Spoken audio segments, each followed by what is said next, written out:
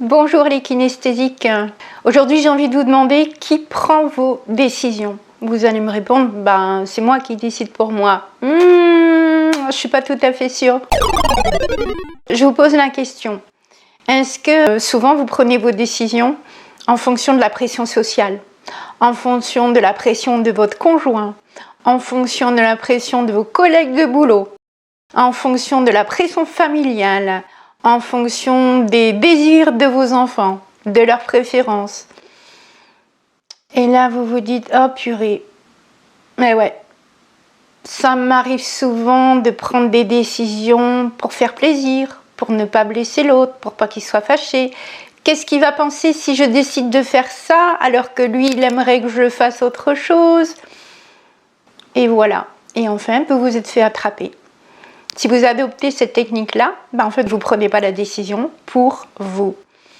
Je dis ça parce qu'en ce moment, je suis extrêmement souvent à aider des personnes à retrouver leur pouvoir de décision pour eux, de façon rationnelle, objective, donc à se positionner en adulte responsable. Alors, les prises de décision pour les kinesthésiques, il y a aussi une autre façon de faire qui est avec l'intuition. Par exemple, j'ai un coup de cœur tout d'un coup pour quelque chose et je sais que ce sera ça et pas autre chose. Et la décision, elle n'est pas remise en question.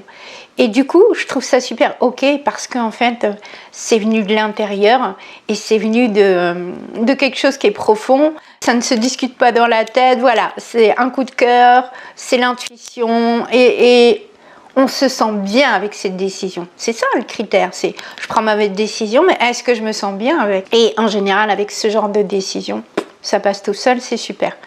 Mais il y en a d'autres où c'est plus compliqué. Je prends du temps pour réfléchir à ma décision, et là, rentre en ligne de compte tout un tas de personnes qui sont autour de moi. Donc, regardez ce que vous faites pour prendre vos décisions, petites ou grandes, ça dépend.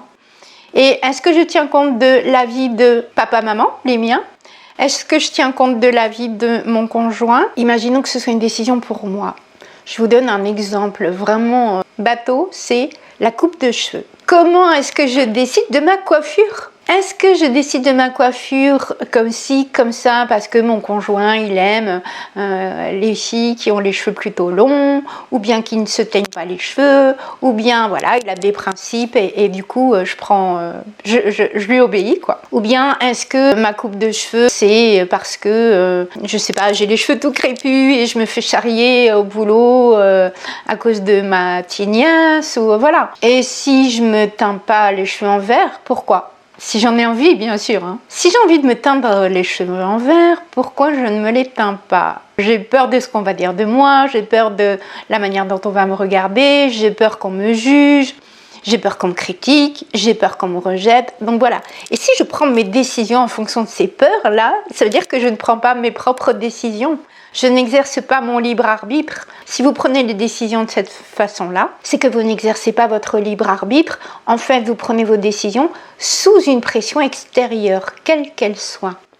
En ce moment, mais presque tous les jours, je vois des personnes qui essayent tellement de faire plaisir, et c'est pas forcément conscient, des fois ça l'est, mais souvent ça ne l'est pas, qui essayent tellement de faire plaisir à leur entourage, familial ou au travail, qu'en fait, mais elles s'oublient mais totalement.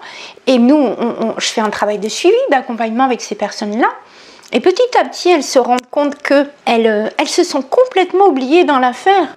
Et quand on a 30 ans et qu'on s'aperçoit qu'on s'est oublié, voilà, on rectifie, on sort de la vingtaine. La vingtaine, c'est encore un âge où on peut être en phase de obéir aux désirs des parents.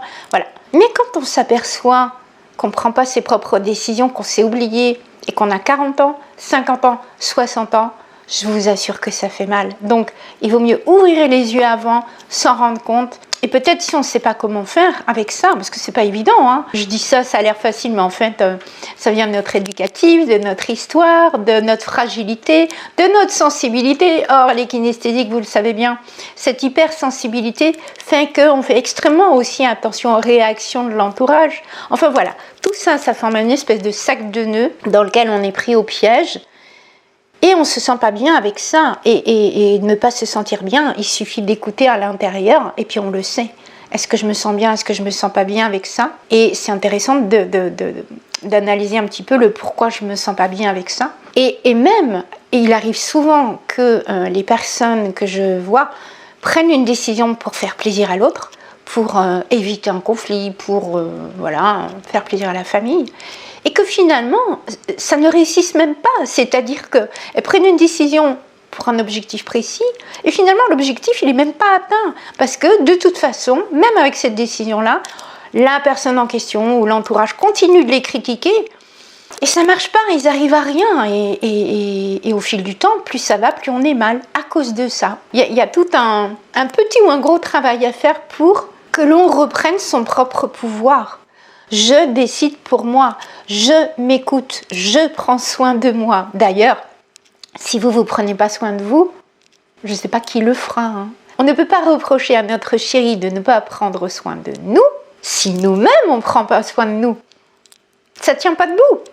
En toute logique, ça ne tient pas debout. On peut faire un peu machine arrière pour se remettre sur les rails où d'abord je décide pour moi ce qui concerne moi, mon corps, mon apparence, mes choix professionnels, etc., etc.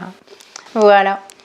Sur ce, je vous dis à bientôt dans une prochaine vidéo. Mais alors en attendant, bien sûr, si vous aimez, likez la vidéo, partagez-la et abonnez-vous. Abonnez-vous pour avoir la suite en primeur. Bye bye.